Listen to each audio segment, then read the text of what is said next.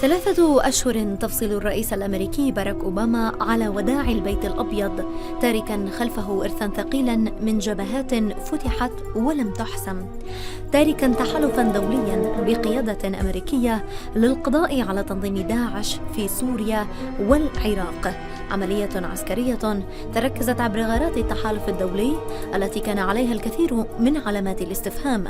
وفي لقاء خاص توجهنا بهذه الأسئلة للكولونيل كريس كارنز المتحدث باسم القيادة المركزية الأميركية لنسأله عن ما سيحسم عسكريا بالحرب ضد داعش فيما تبقى من عمر هذه الإدارة، وما هي أولويات التحالف قبل نهاية العام، عاصمة الخلافة أم الموصل؟ Lieutenant Carnes, I would like to welcome you to Orient. Thanks for this interview. And my first question is about in the remaining time of the Obama's administration, which is like about 3 months, what can you accomplish? What can the coalition accomplish through the war against ISIS? I think we've accomplished a great deal already. We've managed to take away terrain from this enemy. When you look at Iraq, we've been able to shape the battle space so the indigenous ground forces have been able to recapture 50% of the ground previously lost in Iraq and more than 20% in Syria. We're very much impacting Daesh's ability to recruit. We're going after the revenue streams. We've actually reduced through airstrikes and the cooperation of the indigenous ground forces salaries that are being paid by more than 50%. So when you look at Daesh today, it is far significantly weaker, and we continue to apply continuous pressure to this enemy. Yeah, the biggest battles against ISIS, which is in Raqqa and Mosul, they haven't been started yet. By the priorities by the end of this year, will it be Raqqa or Mosul? Well, what we're doing right now, we're actually conducting simultaneous attacks on key nodes within each of the city. We're saturating both of the cities in terms of gaining the intelligence, and we've been doing this for quite some time through our drone capability to get that unblinking eye to understand the patterns of behavior of this enemy. And then we'll move on a timeline that is ultimately, in the case of Iraq, determined by the Prime Minister, the Iraqi security forces, and in Mosul when we're in a position to help liberate Raqqa as well. The priority is for which battle? Well, we don't want to tip our hand. You know, a lot of this war is about keeping the enemy off balance, and we've done that in so many different ways. What we're trying to achieve is organization dysfunction, where their leadership is starting to make mistakes. We've seen that in Fallujah in June when the big convoy came out. That is rare. We have impacted the ability of this enemy to move about, and when they present themselves, we strike very quickly, very deliberately, and with precision effects. But in some of the battles, one of the people are saying that this strategy is letting the ISIS fighters flee from the areas which is being targeted. Is it one of the strategies because they flee from one area and they go and they support themselves in another area? So you're probably referring to what happened in Manbij. Exactly. In that situation, the enemy very much, they recognized that there was no way for them to win. Now, we have proven that we respect human life, and we want to reduce civilian casualties wherever we can. For every strike, we're looking to get to 0. So in this instance, we decided against striking because they were using innocent women, children, men as human shields.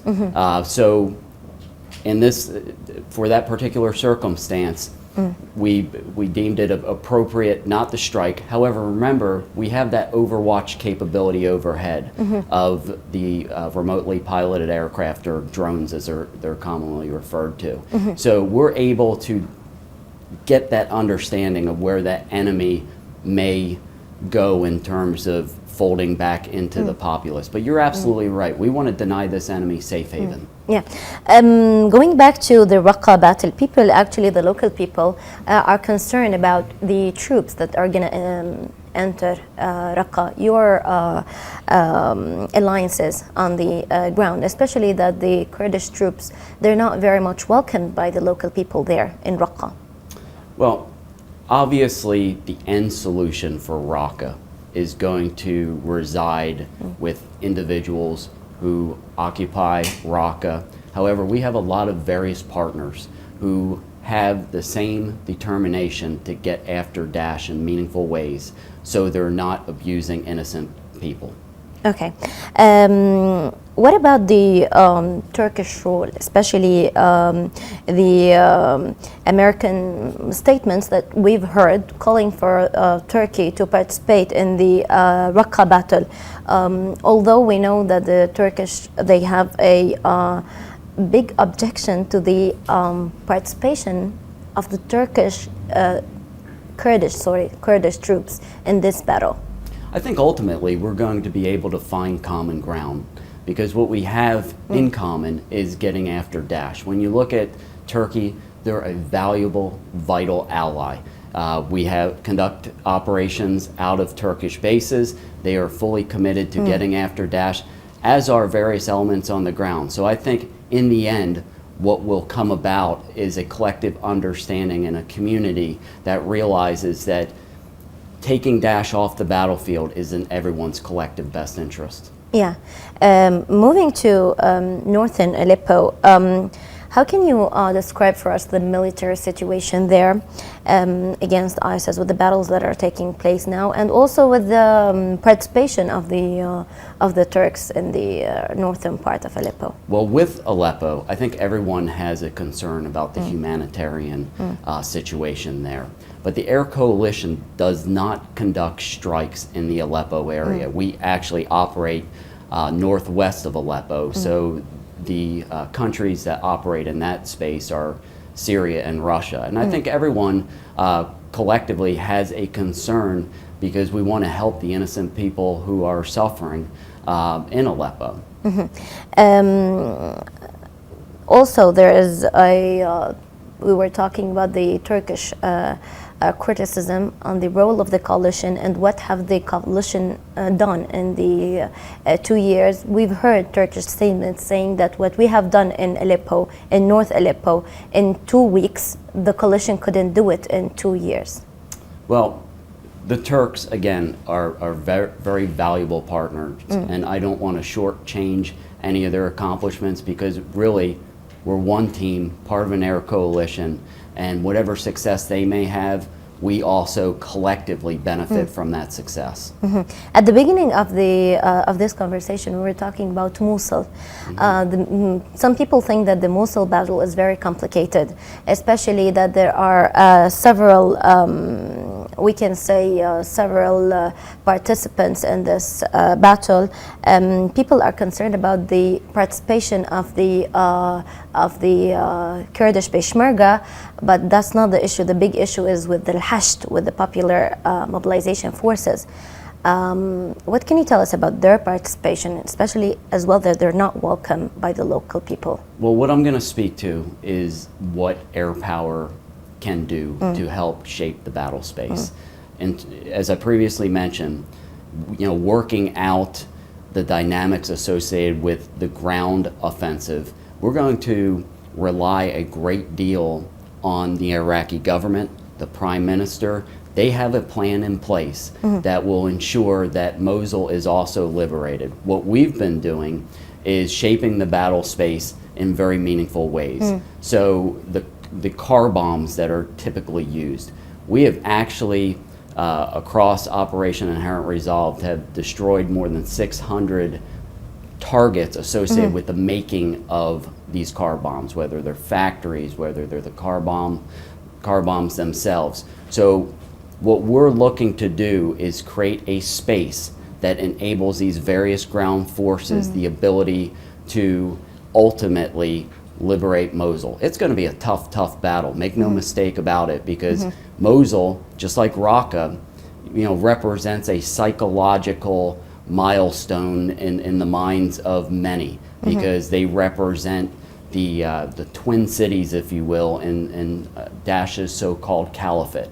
So when they fall, and they will, as has been demonstrated, it is going to result in a significant psychological impact, but at the same time, that doesn't mean that the war is over. This is going to require a long-term solution that takes more than just the military. I understand from what you've said that the Hashd are going to participate in this battle, and Americans are going to cover them.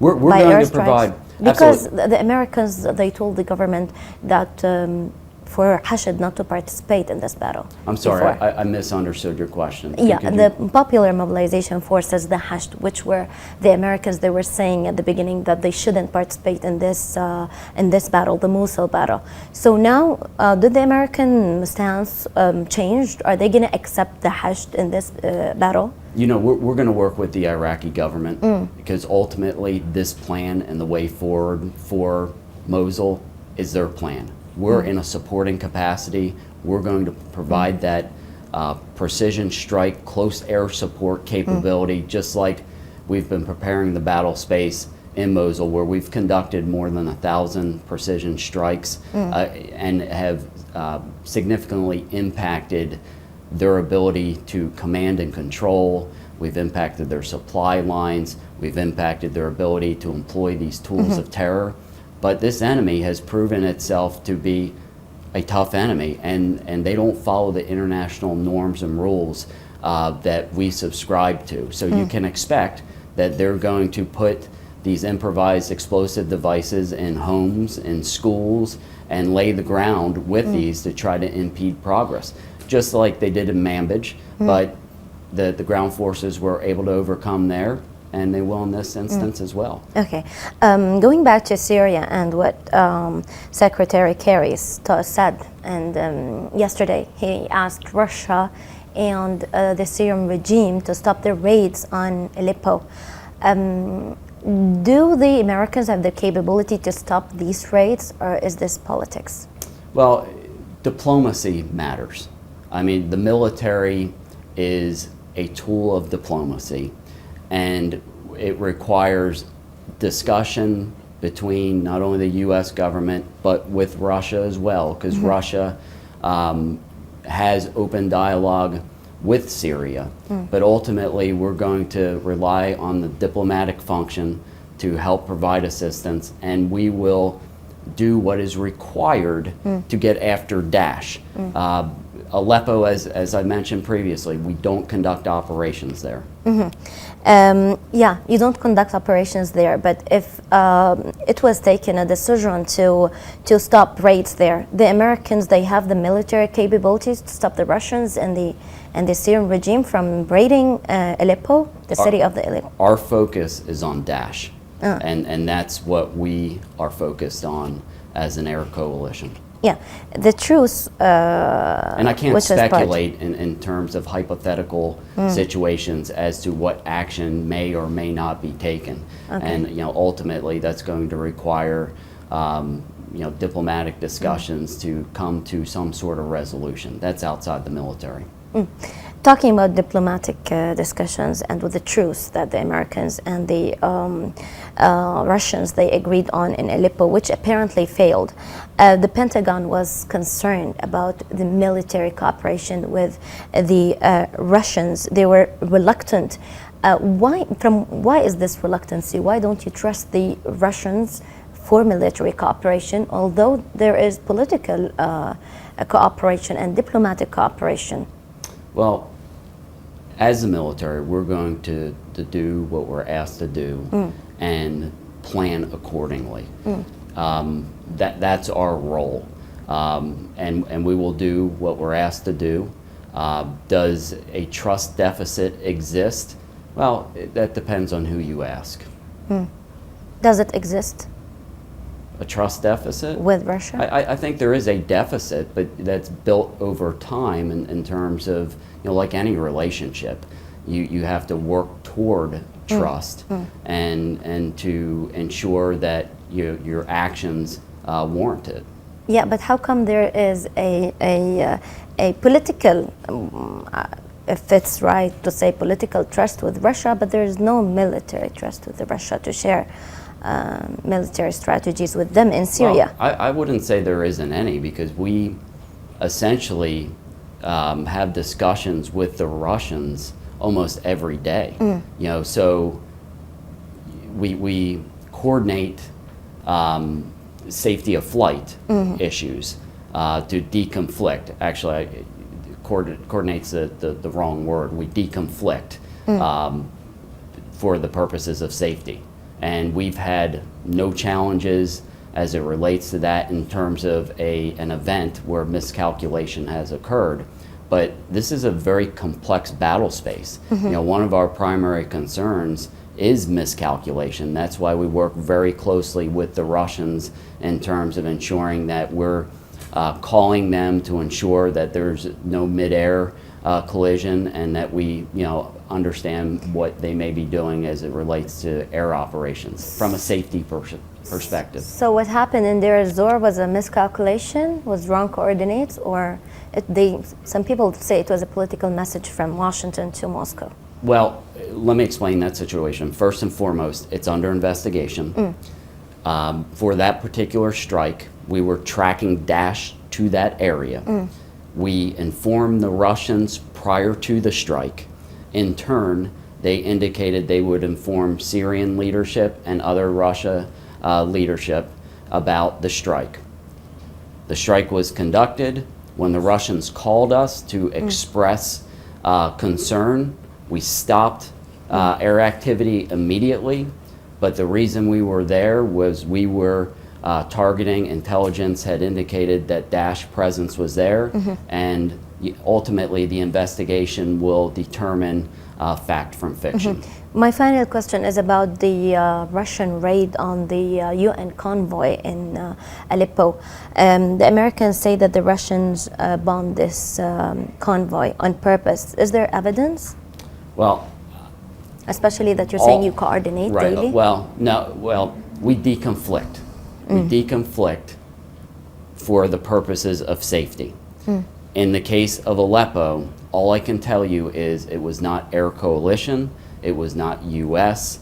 I'm not going to get into the business of pointing fingers at Russia, Syria. All I can tell you is it was not air coalition.